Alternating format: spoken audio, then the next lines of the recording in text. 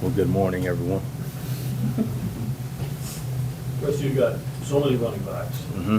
and I know a coach's job isn't necessarily to keep guys happy. Mm-hmm.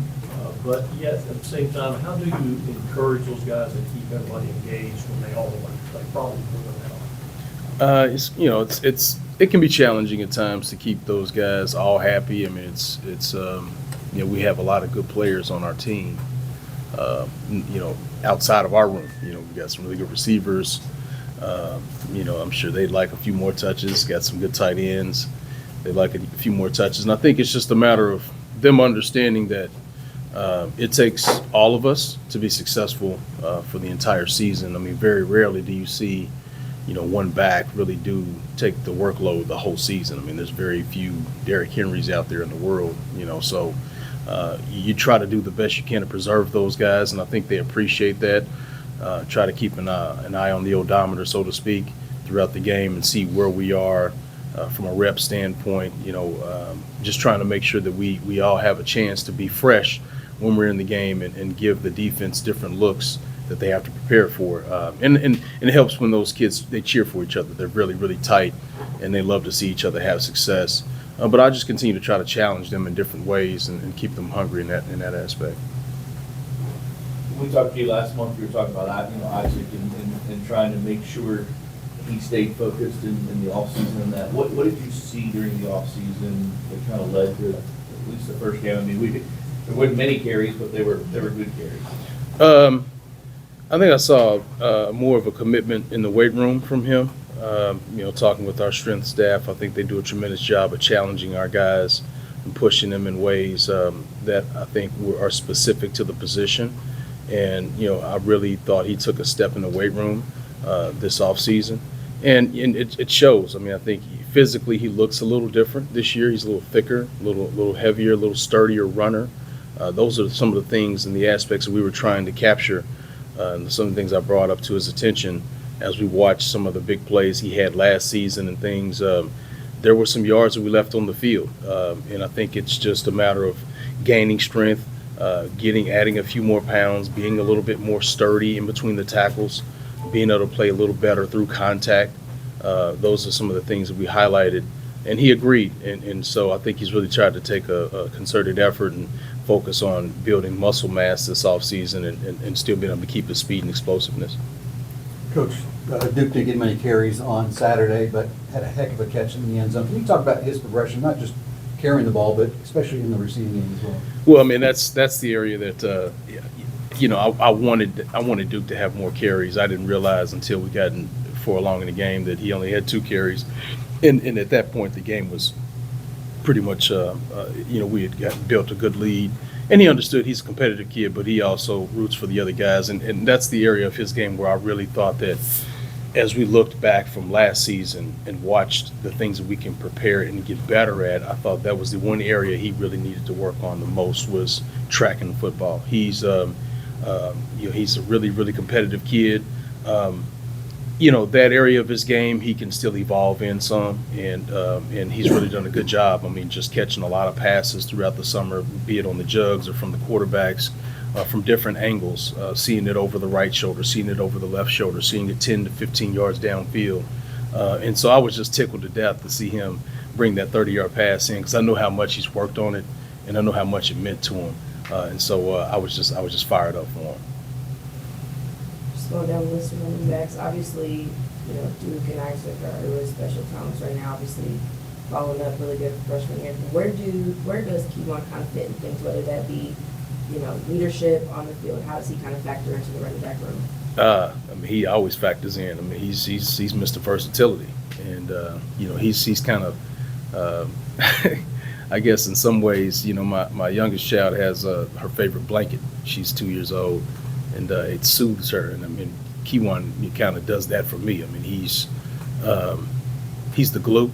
I think both Isaac and Duke are special in their own right. I mean, they're fireworks. You know what I mean? Thunder over Louisville, so to speak. And I think that Keon is kind of he's the blanket that keeps it all together, and just to make sure it goes. And he's a good change of pace to those kids, and I think he has his own style of play, and we talk all the time about, hey, Bama, you don't need to be Isaac, you don't need to be Duke, you need to be you.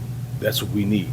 And I think when you combine those three kids together, I think you've got a three-headed monster. That those are three different types of games that you need to prepare for as a defense to corral, to take the right proper angles. And then, Keon, he's sturdy, man. He's gritty. He's rugged. That's his game. And little bit different than Isaac and Duke. And it presents a good, I think, a good kind of mix for the defense. When he comes in, it's a little bit more physical, a little bit more pads popping. But at the same time, I think he has excellent vision. He can catch the football. He can pass protect. I mean, he's a well-rounded kid. And so we're just fortunate to have him to be able to blend with those other two kids. These last two questions kind of hit on the one I've got, because I was going to ask about versatility. You talked about Duke and his catch, and Isaac and what he's done, and Keon had a touchdown catch that got called back, Mm-hmm. and then special teams play, Yes. Pass protection. How much pride? How much have these three progressed in almost every area? I mean, that's one thing that I take pride in as a coach is, no matter the type of success that we've been able to have, we always try to find ways to improve. And some of those things I challenge them in special teams as well. And Bama, with his body type, he can do a lot of different jobs on the football field. So he gives us a lot of versatility, not just from an offensive standpoint, but from a special team standpoint. I know Coach Maslowski's fired up about him. Just being able to put both he and Colin Lacey back deep has really just got us tickled to death right now about that. And then Isaac and Duke have the ability to go back there as well and be very effective as well. And so, I was just excited to see Bama have the big kick return at the end of the game. That's something that he and I spoke about this offseason, just personally is, Bama, what do you need to do to take the next step? And one of those things was, hey, man, I know you work hard and you're a rugged guy and you take pride in between the tackles, but in reality, we need to put some big plays on tape. That's coming from Isaac and Duke right now. You need to show these folks that you can run too. You need a 50-plus yard run. You know what I mean? Like, show these people that you can really run. And so I was just tickled to death to see him, have the 65-yard kickoff return. And I know he's looking forward to more opportunities. I think he's had a fantastic offseason. Been giddy about him the whole offseason, the summer. And I see it in his eyes. He's ready to rock and roll.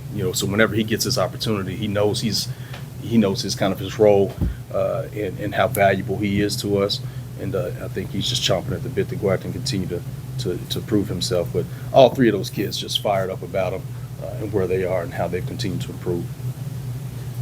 Chris, continuing to go down the depth chart, what did you think about Shawn Boys and his in-game debut at running back? Very impressed. He's got some traits. I tell him all the time. He's a big man. He's not what you would consider to be. I guess he's probably the biggest one in our room. And when you think about that, coupled with the fact that he's just as fast as Isaac and Duke, I mean, there's something there. And those are some of the traits that we saw in him when we recruited him. And then just watching him kind of here early in his career, just trying to find a way onto the field and things like that. You saw flashes of it with the ball in hand. And so I just was like, let's just take a look at him at running back, because he kind of reminds me of some guys I've had before. A little bit of a project, but has traits that if he buys in and can really kind of clean his eyes up in his movement, I think there's some things there. He has some gifts that we can really put on display. And so, I was impressed. I mean, I thought he showed good vision. I think that's gotten better as he's kind of moved closer to the football, playing running back now. I think seeing the game and so many bodies around has been a transition for him. He's used to playing out in space and running a hitch route, and there's one corner in front of me and things like that. But now, there's 4 D linemen, there's 3 linebackers, there's linemen blocks that you need to read, leverage of blocks and things, all of that. So the game is slowing down, I think, slowly for him. He's a smart kid. He digests it. He asks questions, shows up early, stays late. So I'm seeing the buy-in from him. But I tell him, I mean, he kind of reminds me of a kid we had at the previous spot who's starting for the New York Giants right now, Tyrone Tracy. Was kind of a guy that, wanted to play both. Debo Samuel type of guy, outside as well as running back periodically. But once he bought in, I mean, just kind of took off. And he had traits. He could run. He could catch from the receiver position. And I think there's a lot of the similar traits with Shawn. And so seeing the buy-in from him, he's really close to Isaac and Duke. And I didn't realize they were all in the same class, him, Isaac, and Duke. And in Bama, they're all really close. So they're helping him.